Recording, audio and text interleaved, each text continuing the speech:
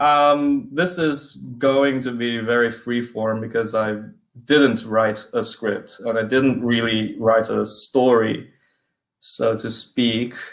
But it is a relation of an experience. It is so it's pretty much autobiographical. It's the story of my life, and I'm going to fill it with as much random facts of random animals that you can get, and at the same, and these will be mostly animals that I've encountered, and it will sort of segue into sort of how the study of these things and the encountering and experiencing these things have touched my life. And it would always be greatest, I imagine, to start at the beginning and say that in my childhood I was always very interested in nature. The first book I ever owned, apart from the one that taught me what an apple in the ball was from a cat, was a study on animals, dinosaurs in particular. And I was just absolutely fascinated by the number of different varieties of amazing looking creatures and just how staggeringly much information there was on what existed around on the planet, both way before the human species and what exists right now. Obviously, I didn't intellectualize it to anywhere near that depth. I was 3 years old at the time. But what happened was I became better at growing this interest, and I was very fortunate to have parents who actively encouraged an interest in such a random thing as nature.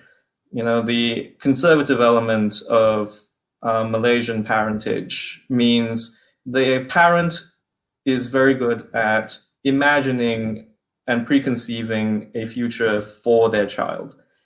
And I would say that I was very fortunate I didn't have parents who did conceive my future for me.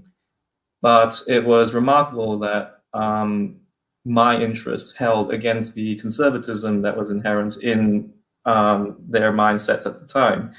I was brought up Buddhist, very devout, and one thing that was constantly emphasized to us beyond most of the theology and the aspects of faith that we understood was to look at life as something that had a purpose. That everything on this planet that we observed, every phenomenon, every creature, every experience had a purpose to be here and fit into some part of scheme or a design. And you know, this is something that seems to be resonating in a lot of different aspects of society. Everyone is constantly striving to understand what their functions are in life and what the reason of life is. And they read that reasoning or that quest for reasoning into every organism they see on the planet. You know, the concept of intelligent design, all of these phenomena that we've come up with, these cultural aspects we've come up with, are all part of our quest to strive for meaning on the planet, because we're so sure as a species, absolutely so sure, that everything fits into a design for a reason. But again, you know, these were all thoughts that were sort of far from my mind at the time. I was just an idealistic child who just wanted to poke at bugs and pick up beetles and look at birds and have a jolly good time of it. Eventually, those thoughts coalesced into a much more serious sort of sense, in the sense that I wanted to pursue it as a career. And ultimately, again, I ended up having the fortune to have parents generous enough to be able to see me through pursuing of a study in a degree in marine biology. And so it was that I embarked on the greatest journey of my life, which was the rest of my life. I arrived in Australia as a fresh-faced 17-year-old, eager to kick on and finally do what I felt was my true calling, which was to explore the richness and diversity of wildlife all around me, plants, animals, fungi, you name it. And I distinctly remember the first thing that we did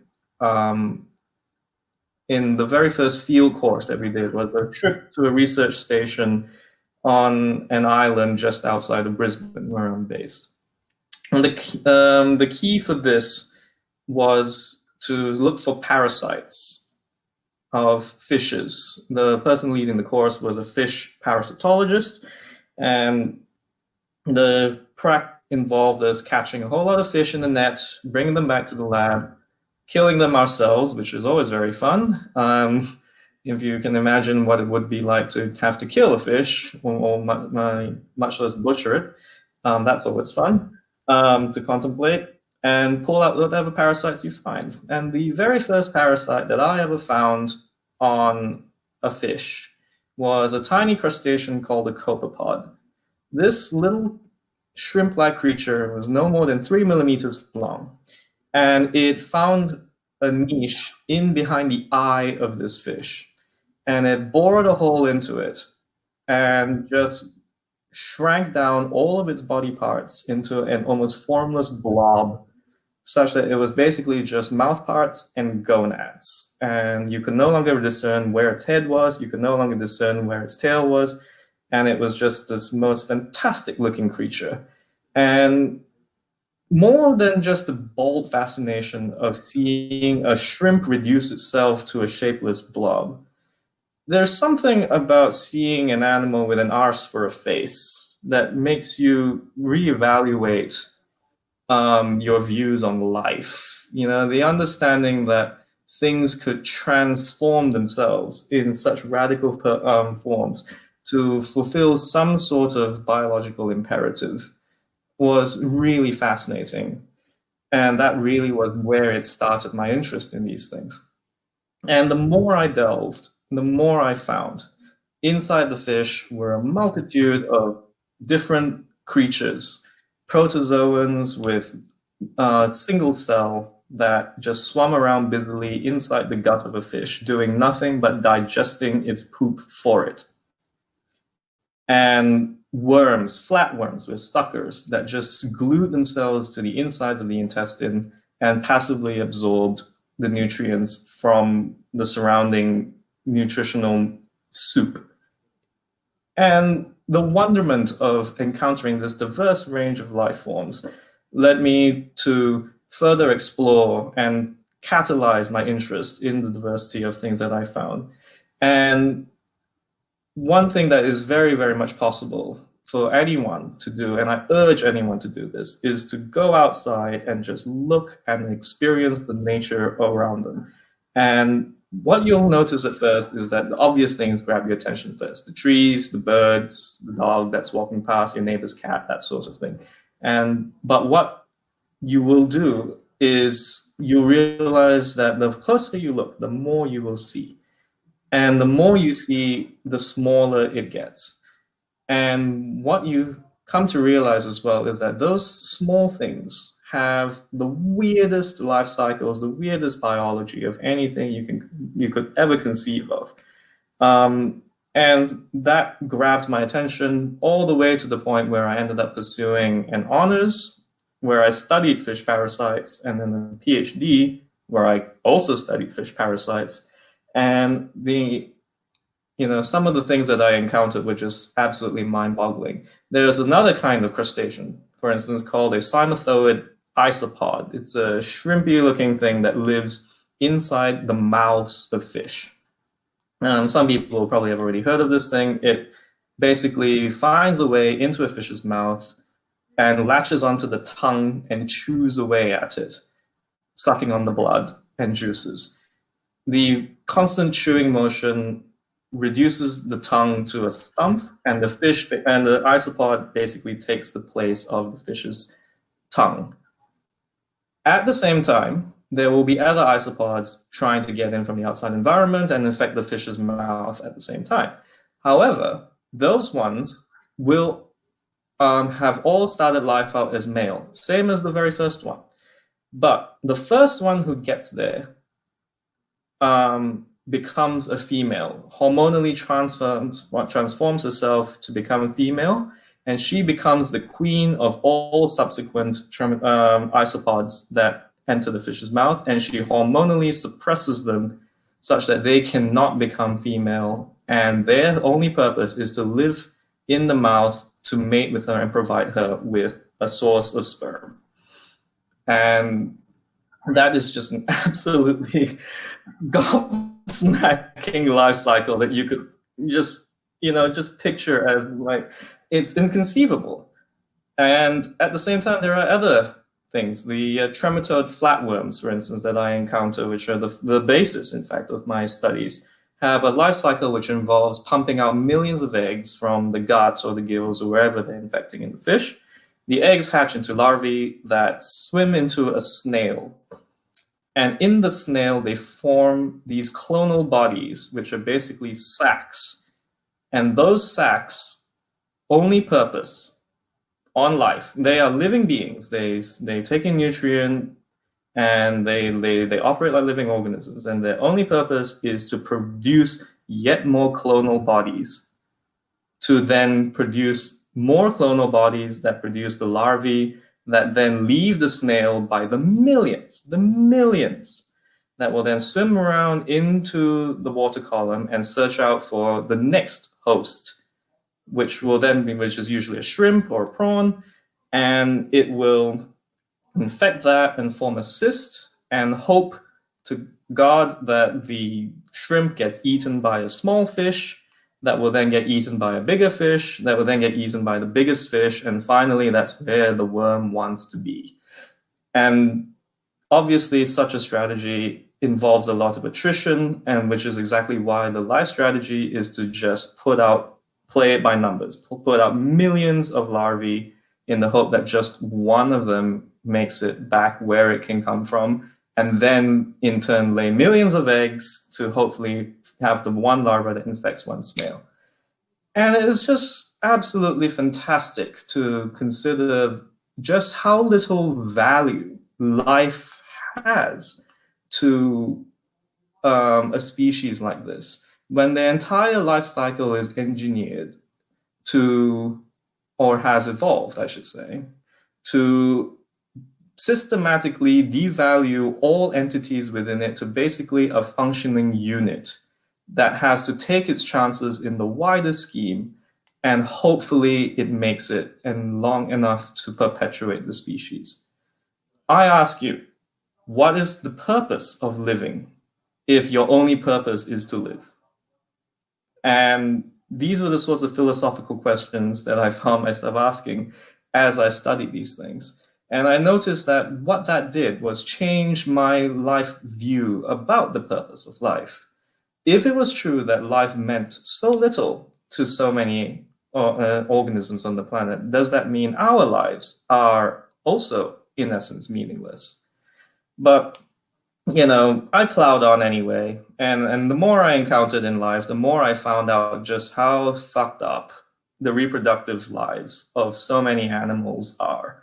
I found a very fantastic little bug called a bird of paradise fly. Callipapas is the scientific name. The males and the females could not look more different if they tried. I urge people to look up Callipapas, Callipappus.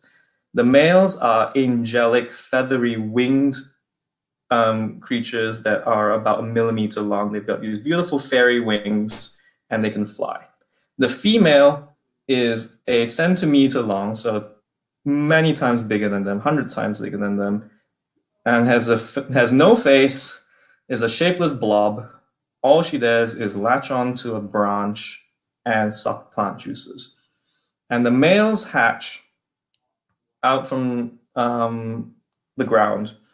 They are basically walking Duracell batteries. They have enough battery life in them to find a female, mate with her, and die.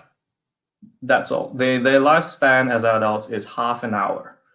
And if they don't find one, too bad. They just go ping like the Duracell bunny, and that's it. The inferior brand, I should say. The Duracell's the good one. The inferior battery brand is the one that goes and dies, and that's it. Half an hour, that's all they get. He mates, dies, that's it. The story ends for him. The female, what she then does, when she's ready to lay her eggs, she degrades her body in what they call an invagination. She basically carves a cavity out of her own body and lays her eggs into them, drops her metabolism to near zero, and basically dies. Her body's only function is to serve as a shelter for the eggs before they hatch. And when the larvae hatch, the first thing they do is they just leave, go down the tree, and go into the ground to develop into adults. And that's it. That is the mother's purpose. We always treasure the mother. We always talk about mothers like they're a sacred institution. On one hand, you can say this is probably the most ideal encapsulation of what a sacred mother is. They're sacrificing herself, literally carving out her own chest cavity to protect her young. But on the other hand, there is a glorious pointlessness to this sort of life, which I find just so endearing. And, life may have no more meaning if you were a larva trying to become an adult as well. There is a moth called a cossid, which lives only in dead wood, which has very little nutrients. So they live very, very slow lives as caterpillars. They live for 7 years in wood, slowly chewing away and getting enough nourishment until they finally develop into pupae and then come out as adult moths. Again, their adult life is 2 days, and then that's it. They just go. Life on planet Earth has shown that a glorious pointlessness exists to all life on the planet. And if that sounds incredibly nihilistic, people find it also very intimidating. It is scary to feel like life has no purpose, but I find it is the most liberating feeling on the planet. Understanding that you can function on this planet without any worry about whether you mean anything to it is incredibly freeing to the mind. And I think probably the most valuable lesson I have learned about life from studying biology. It's not the same as saying, do not cherish life. To experience life and to be able to operate within existence is probably the most valuable thing you can have. As long as you understand that it's not a two-way street. Your life matters little to the scheme of things. And when you can find peace with that, you can find peace with the world. And I am at peace with the world, I think. I've got my medium, and I hope you find yours too. Thank you.